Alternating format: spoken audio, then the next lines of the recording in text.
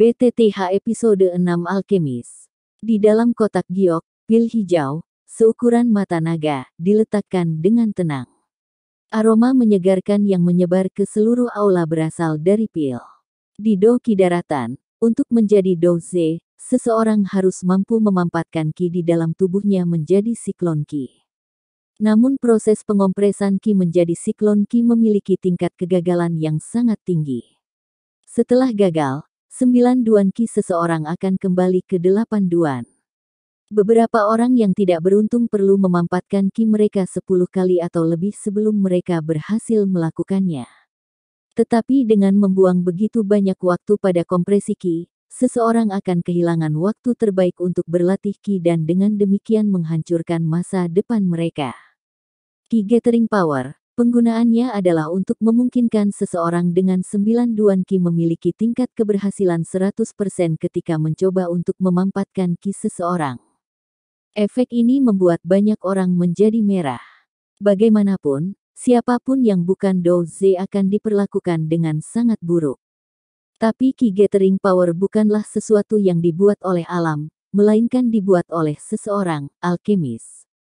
Di Doki Mainland, satu-satunya profesi yang lebih diinginkan daripada Douze adalah alkemis. Seperti namanya, alkemis mampu membuat pil khusus yang meningkatkan kekuatan seseorang. Setiap alkemis bebas agen dicari oleh banyak kekuatan. Alasan mengapa alkemis memiliki posisi tinggi adalah karena betapa langka alkemis dan seberapa ketat persyaratan untuk menjadi alkemis. Pertama-tama, seseorang harus memiliki atribut api. Dan kemudian, di dalam atribut api, seseorang harus memiliki sepotong kecil atribut kayu untuk bertindak sebagai katalisis dalam pemurnian pil. Di daratan Doki, atribut seseorang ditentukan oleh jiwa mereka. Jiwa sejak lahir hanya akan memiliki satu atribut tunggal dan menolak atribut lainnya. Jadi tidak mungkin seseorang memiliki dua atribut. Tentu saja tidak ada yang tidak mungkin. Dalam sejuta orang, akan selalu ada seseorang yang memiliki jiwa yang bermutasi. Di dalam orang-orang yang memiliki jiwa yang bermutasi ini, beberapa memiliki potensi untuk menjadi alkemis. Namun, seseorang yang memiliki atribut api dan kayu tidak cukup untuk menjadi seorang alkemis. Itu karena seseorang juga harus memiliki persepsi jiwa atau cetakan jiwa yang kuat.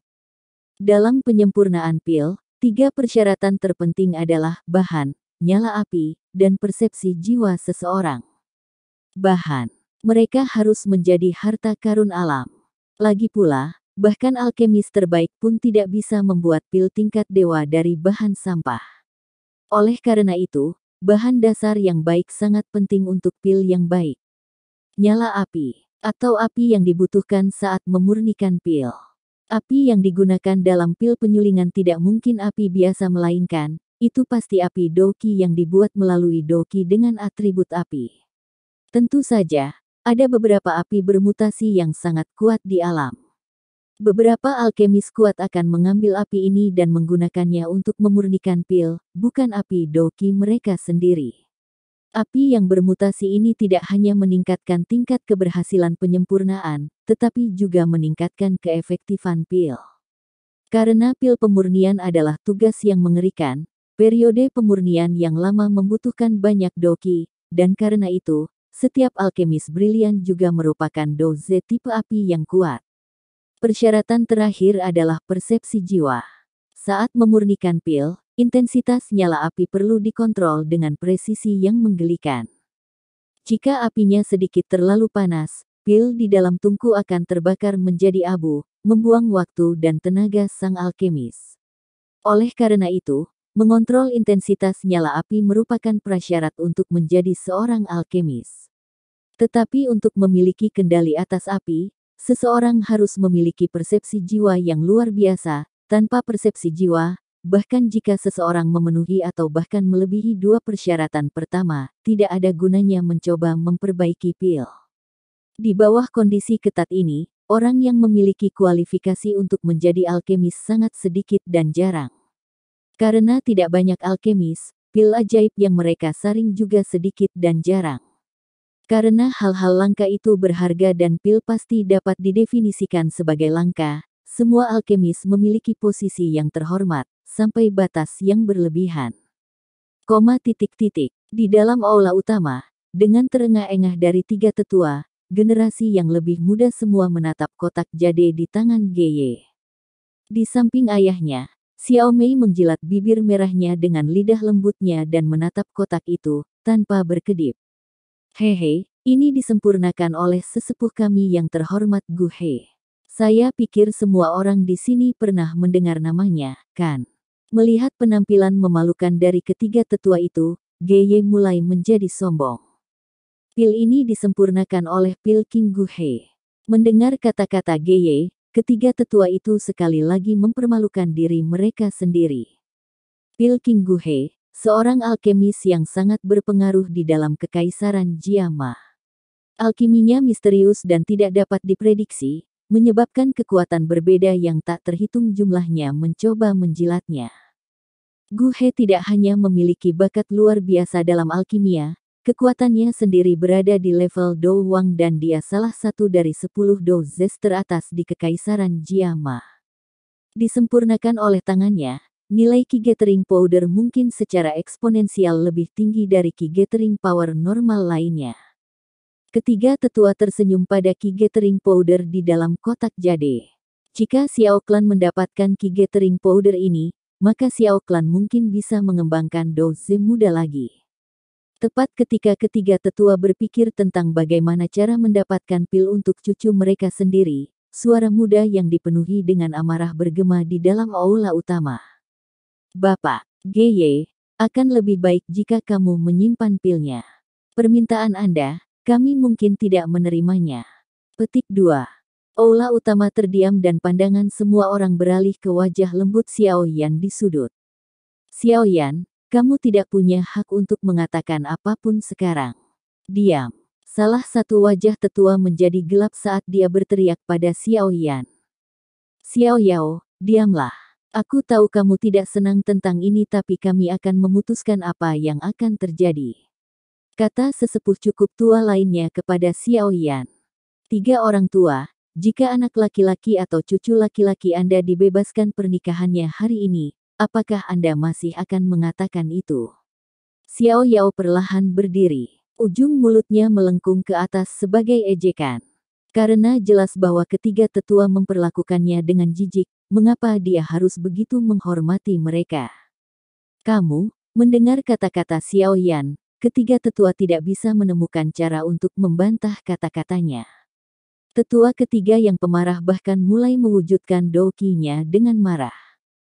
3 tetua, Xiao Yao Gege tidak salah. Dia adalah korban dari ini jadi kalian seharusnya tidak memutuskan untuknya.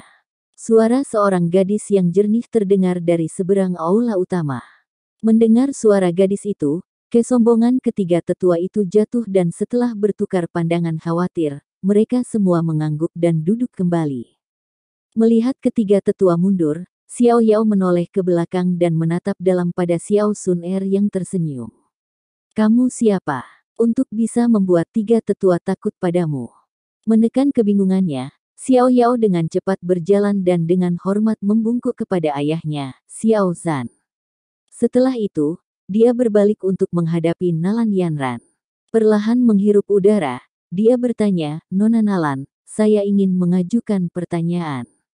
Kunjungan Anda ke sini hari ini, untuk melepaskan pernikahan, apakah kakek Nalan memberikan persetujuannya? Petik 2. Sebelumnya, ketika Xiao Yan keluar dari sudutnya, Nalan Yanran sudah merasa tidak nyaman dengannya. Sekarang mendengar pertanyaannya, alisnya berkerut. Orang ini, pada awalnya saya pikir dia cukup baik, tetapi sebenarnya dia sangat tidak tahu malu. Apakah dia tidak tahu perbedaan antara kami berdua? Mengkritik Xiao Yan dalam pikirannya, Nalan Yanran tidak pernah memikirkan bagaimana melepaskan pernikahan akan membuat Xiao Yan dan ayahnya dalam situasi yang canggung dan menyebalkan. Berdiri dan menatap suami yang seharusnya menjadi suaminya, Nalan Yanran berkata, kakek tidak memberikan persetujuannya. Tapi, ini masalah saya sendiri dan tidak ada hubungannya dengan dia. Karena kakek belum mengatakan apa-apa maka saya harap Anda akan memaafkan ayah saya karena tidak menerima permintaan Anda. Pernikahan kami ditetapkan oleh kedua kakek kami dan karena tidak ada dari mereka yang mengatakan untuk melepaskan pernikahan maka pernikahan ini akan terus berlanjut. Atau, orang-orang yang mencoba melepaskan pernikahan itu akan tidak menghormati leluhur mereka. Kupikir, di dalam klan kita, tidak ada orang yang akan melakukan hal yang tidak terhormat seperti itu. Xiaoyan memiringkan kepalanya dan menatap lurus ke arah ketiga tetua itu. Menggunakan gelar yang tidak terhormat, Xiaoyan memaksa para tetua untuk diam. Dalam klan yang ketat, melakukan sesuatu yang menghujat seperti tidak menghormati leluhur sudah cukup bagi mereka untuk kehilangan tempat mereka sebagai tetua klan. Kamu, setelah ditolak oleh Xiaoyan, Nalan Yanran tidak dapat menemukan argumen untuk membalas klaim Xiaoyan. Wajahnya menjadi pucat dan menghentakkan kakinya dengan keras. Sifatnya yang seperti putri menjadi jelas. Melihat pria muda itu dengan rasa jijik, dia dengan kesal berkata, dalam kondisi apa kamu akan melepaskan pernikahan? Apakah reparasi terlalu sedikit? Baiklah, saya bisa meminta guru saya untuk memberikan 3 ki gathering powder lagi. Selain itu, jika Anda mau, saya dapat mengizinkan Anda bergabung dengan fraksi awan berkabut dan mempelajari metode pelatihan Doki yang mendalam. Apakah itu cukup? Petik 2. Mendengar kondisi menarik dari Nalan Yanran, nafas ketiga tetua mulai menjadi berat.